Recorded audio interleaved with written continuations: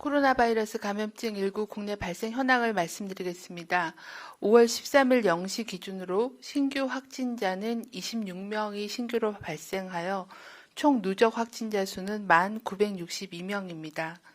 신규 격리 해제자는 25명으로 총 9,695명이 격리 해제되어 현재는 1,008명이 격리 치료 중에 있습니다. 어제는 새로 한 분이 추가로 사망하셔서 총 사망자는 259명입니다. 삼가 고인의 명복을 빌고 유족들께 심심한 위로의 말씀을 드립니다.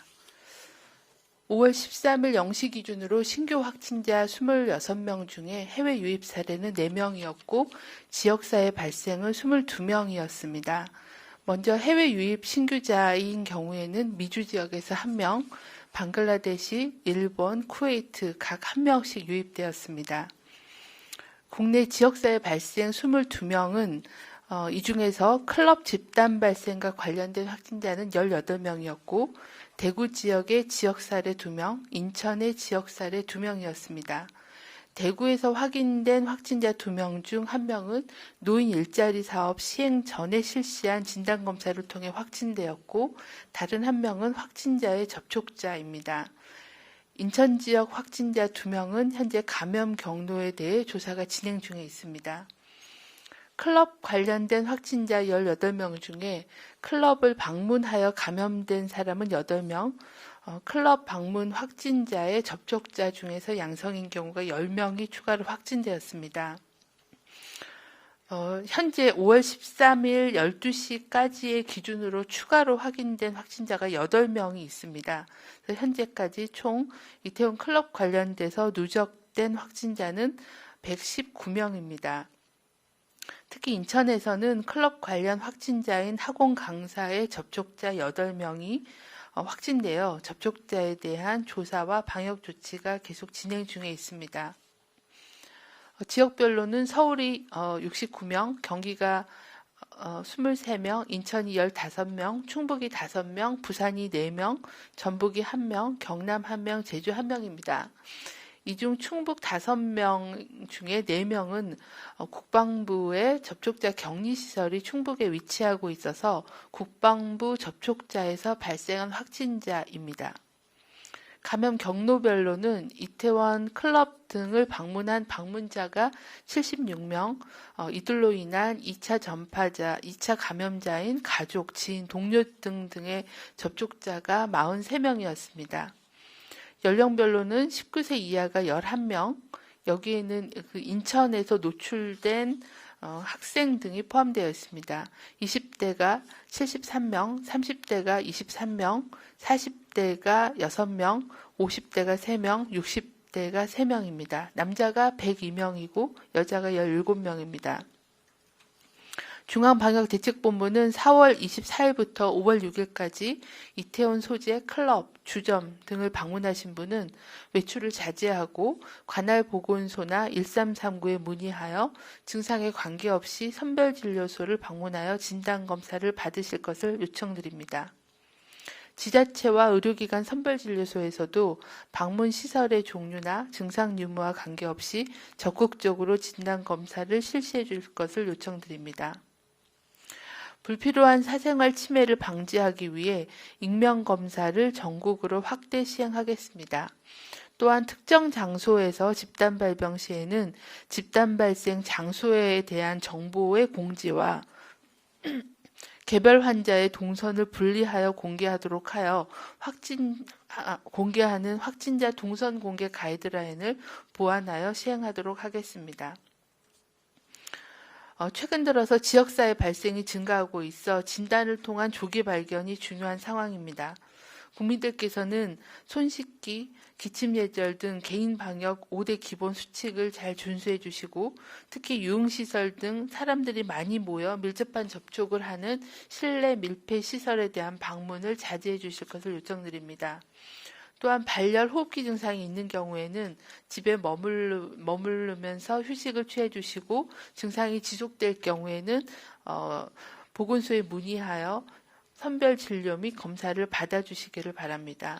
특히 가족이나 본인이 속한 집단에서 2명 이상의 의심 증상이 발생할 경우에는 선별진료소에서 검사를 받아주실 것을 당부를 드립니다.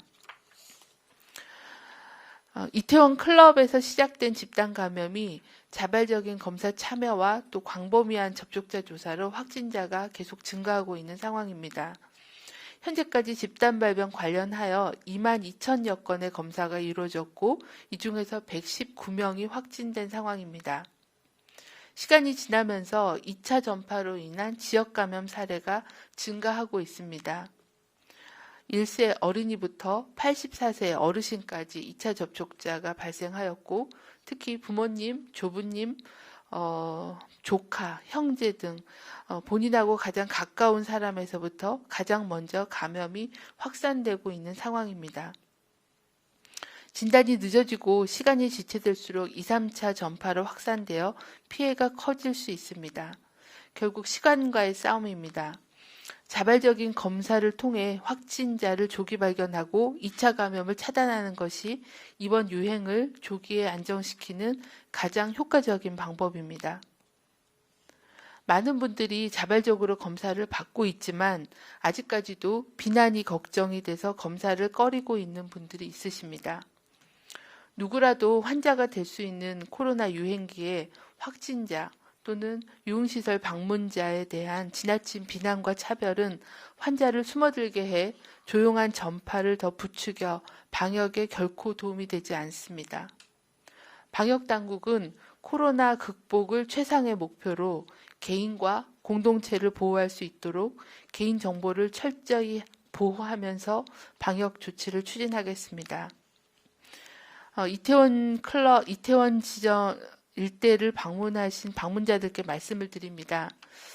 나는 아직 젊고 증상이 없으니 괜찮다. 또는 편견 때문에 검사가 불안하고 격리될까 두렵다는 생각으로 아직까지 진단검사를 망설이는 분이 계실 겁니다. 반복해서 말씀드린 것처럼 코로나19는 정말 잔인한 바이러스입니다. 내가 감염될 경우에 나와 가까운 사람일수록 더 큰 피해를 주며 시간이 지나 2차, 3차 감염으로 확산될 경우는 공동체의 전체의 피해가 갈 수 있다는 점을 명심하고 책임 있는 국민으로서 바로 검사에 응해 주실 것을 간절히 요청드립니다. 네, 지금부터 질의응답 가시도록 하겠습니다. 역학조사가 진행 중인 내용과 통계와 관련된 수치는 위기소통팀에서 답변 드리도록 하겠습니다. 그러면 오송에서 먼저 2분 기자님 정도 받을 예정입니다. 혹시 질문 있으신 기자님 먼저 앞에서 해주십시오.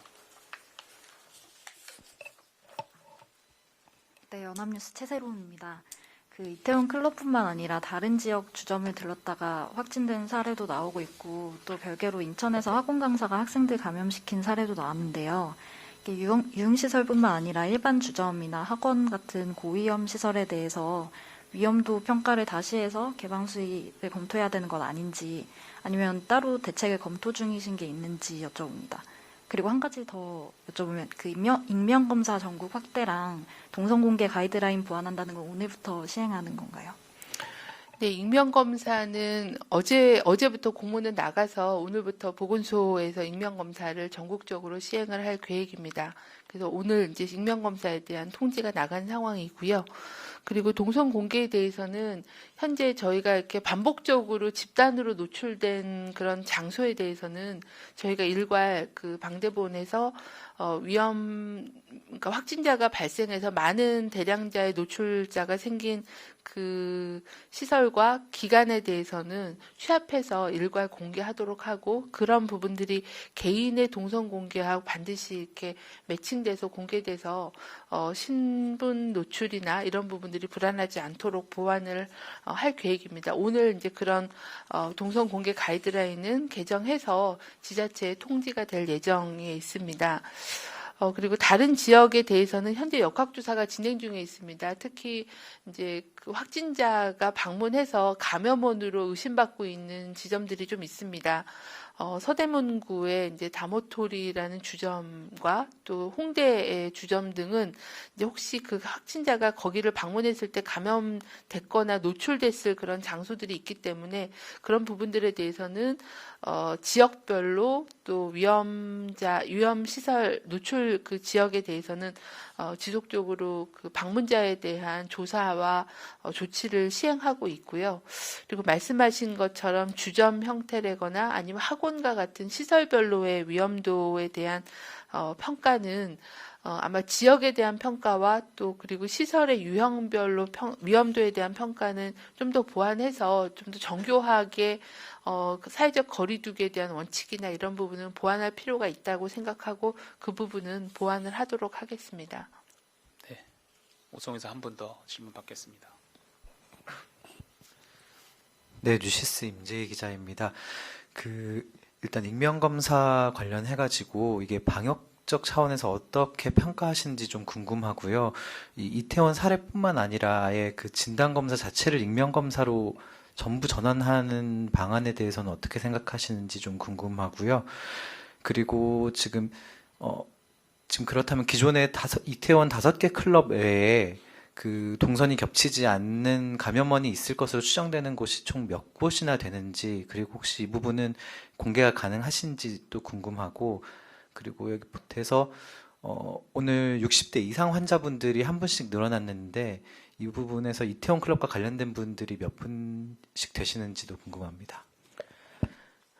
네, 익명검사인 경우에는 이제 이번에 이태원 클럽이라는 그런 약간의 특수성을 고려해서 익명검사를 현재 시행하고 있는 상황이고요.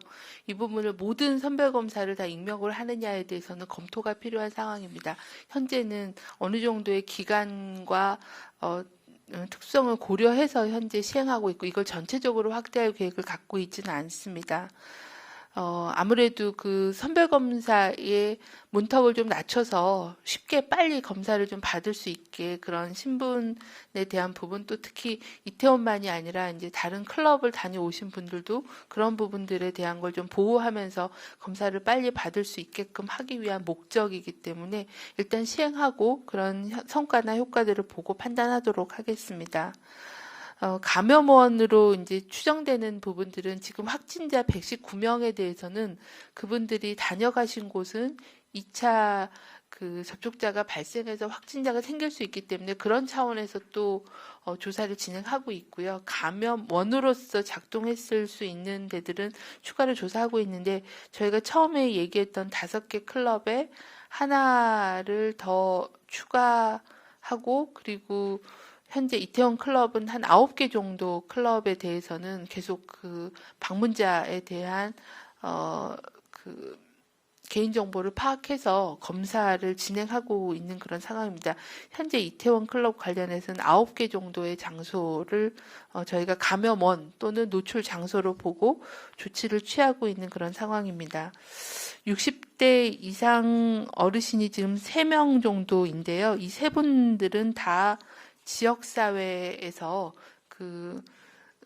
노출되신 접촉자 중에 양성자이십니다. 현재 네, 3명 모두 다 지역 감염의 사례라고 보시면 되겠습니다. 네, 세종에서는 아직 질의 예고가 없으셔서 준비해 주시면 좋겠습니다.